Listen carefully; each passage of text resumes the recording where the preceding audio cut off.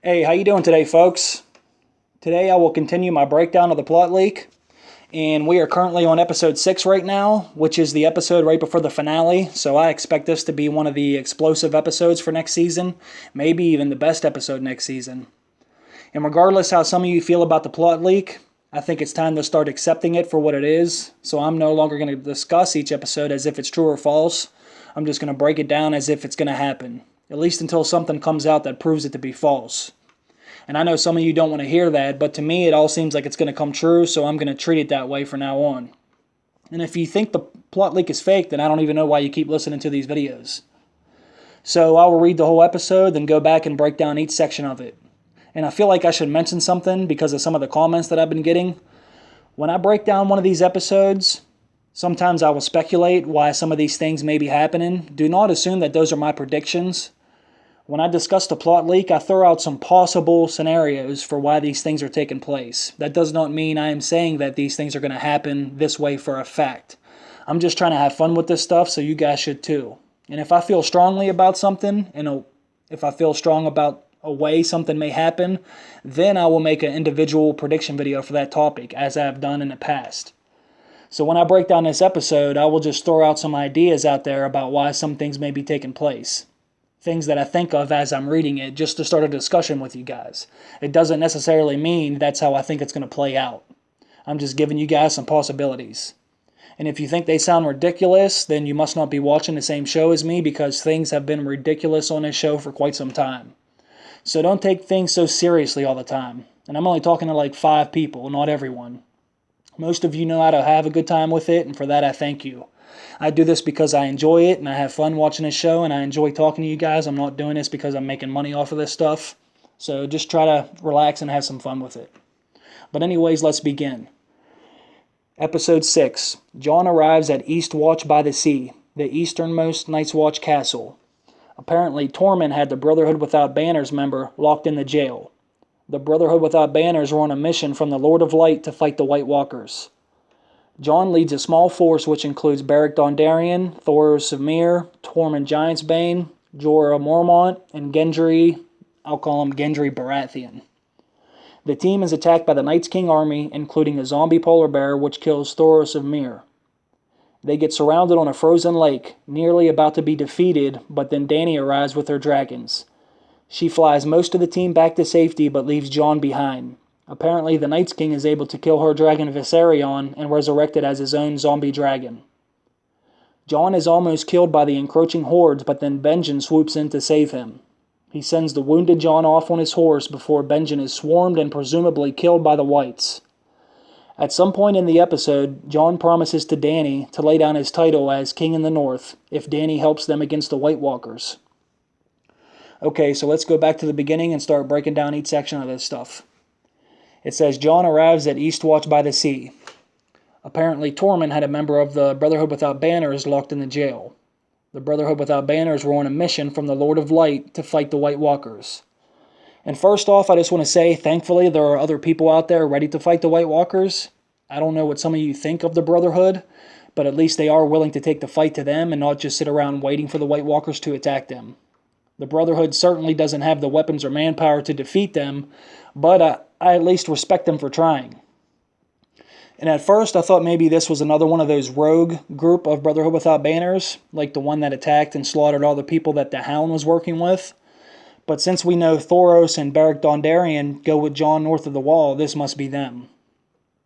And I wonder if this means Tormund had them locked in the jail at the Night's Watch castle at Eastwatch by the Sea, or if Tormund is still at Winterfell and has them locked up there.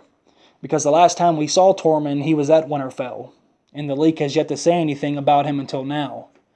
So I wonder if Jon told Tormund to meet him there, or if Jon sent men to protect each castle from the White Walkers. Jon must have kept most of his men up north to guard it while he went to speak to Daenerys. So what do you guys think about that? What do you think about Tormund having this guy locked up?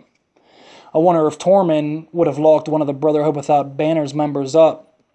Do you think they were trying to steal weapons or food or horses from the Night's Watch for their mission? Or do you think it's possible Arya could have told everyone up there about Beric and Thoros selling Gendry off to Melisandre to be sacrificed? Or maybe Tormund just didn't want them crossing the wall yet and they refused to wait, so he locked one of them up. And maybe when Jon gets there, he offers to free him, if he goes on his mission with them north of the wall. So let me know how you guys see that playing out. But let's move on.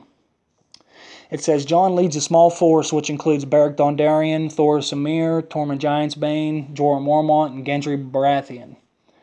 The team is attacked by the Night's King army, including a zombie polar bear, which kills Thoros Emhyr. And trust me, I know Gendry's last name isn't Baratheon, but that's just what I'm going to call him. It says they get surrounded on a frozen lake, nearly about to be defeated, but then Dany arrives with her dragons. She flies most of the team back to safety, but leaves Jon behind. Apparently, the Night's King is able to kill her dragon Viserion and resurrect it as his own zombie dragon. Now, personally, I think this is going to be insane. I know most of you hate this scene, but I can't freaking wait to see a zombie dragon. This is definitely going to change things in the show and change the power dynamic. And I'm still wondering why Jon chose such an odd group to go with him. I really don't care why. I like all these characters regardless, and I think it's going to be fun to hear the dialogue between them all. But I'm just curious as to why he chose these people to go with him. I'm really curious about that. I definitely understand why he would take Tormund. In my opinion, he's Jon's toughest soldier, and certainly the most experienced north of the wall. Tormund should know his way around up there and be able to help them stay under the radar as they move around, trying to find these whites. And I feel like this could be the Night's King setting a trap. I think he may know Jon's coming, and he leaves some bait out for him, then pounces at the right moment. Only he isn't going to expect 3 big-ass dragons to show up. And I can't wait to see the look on Jon's face when he sees the Night's King again. Because if you remember at Hardhome, they had that epic stare down. And when I first saw that scene, I knew that there'd be some payoff from that scene at some point later on. So I definitely think we're really going to see that. And if you thought Jon looked stunned when the Night's King raised the dead at Hardhome, wait until they see him take over this dragon. I think they're going to shit their pants. But what I'm really curious is, I wonder how Dany is going to react when she loses one of her babies. Dany might say, screw the Iron Throne for now. I want to kill this son of a bitch that took my dragon.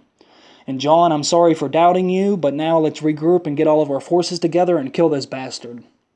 I may never get Viserion back, but it's time to make a statement, and anyone that comes from me or my dragons will feel my wrath.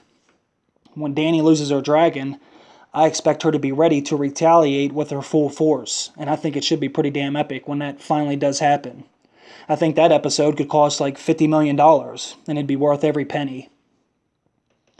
But I wonder why she rescues everyone but leaves Jon behind.